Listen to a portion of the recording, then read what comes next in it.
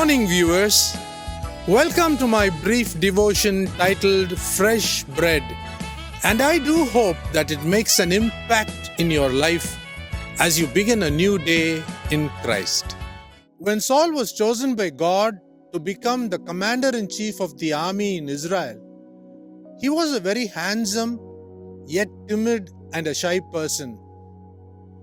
The Bible records that there was not a man among the people of Israel more handsome than he.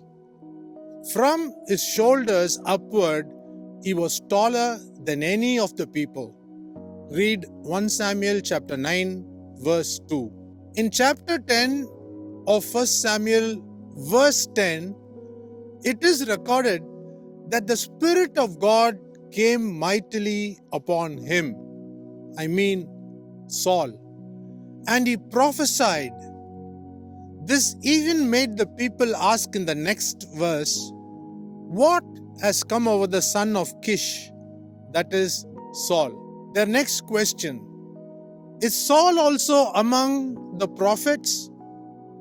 Verse 13 teaches us that after having finished prophesying, Saul came to the high place. A little later, we find that Saul, the tall, handsome man, was so shy to show himself to the people of Israel that he hid himself behind the baggage. Read 1 Samuel chapter 10, verse 22. The beginnings of Saul teach us that he was a shy and a humble person, but what happened after he began to win battles over the Philistines, Ammonites, and the Amalekites later? I believe that Saul did not know how to handle success. The man who had a humble beginning now had a proud heart, all puffed up because of the victories God gave over his enemies. Now came the challenge posed by Goliath to the people of Israel.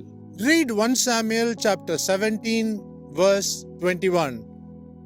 It records that the Israelites and the Philistines drew up for battle, army against army. When all the soldiers, the men of Israel, saw Goliath, they fled from him. Now we all know how God was with David and how he helped David to kill Goliath. Now the problems for David began when the women of Israel sang praises of David. They sang, "Saul has slain his thousands and David his 10,000s." Verse 8 in 1 Samuel 18 says that when Saul heard this, he was very angry, and this saying displeased him. Verse 9 says that from that day onwards, Saul eyed David. Now, instead of looking into the affairs of the government of Israel, Saul started to chase David from pillar to post in order to kill him. The vision that God gave Saul to guard and guide Israel was overlooked by him, and he now started to chase poor David. The spirit of jealousy took over Saul, which made him chase David with a vengeance to kill him.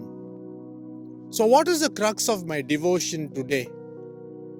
Turn with me to Proverbs chapter 27, verse 21, and let me read it for you. The crucible is for silver, and the furnace is for gold, and a man is judged by his praise. When Saul was well spoken of, he received the praise for himself. When the praise was given to David, jealousy blinded the vision God had for him. Nothing else, but it was the spirit of jealousy that caused the downfall of Saul. Satan, the proud and the wicked spirit, uses jealousy to cause the downfall of many of God's servants even today. Remember what Apostle Peter wrote in his letter. God opposes the proud, but gives grace to the humble. Read 1 Peter chapter 5, verse 5. Think about these things today. See you tomorrow, God willing.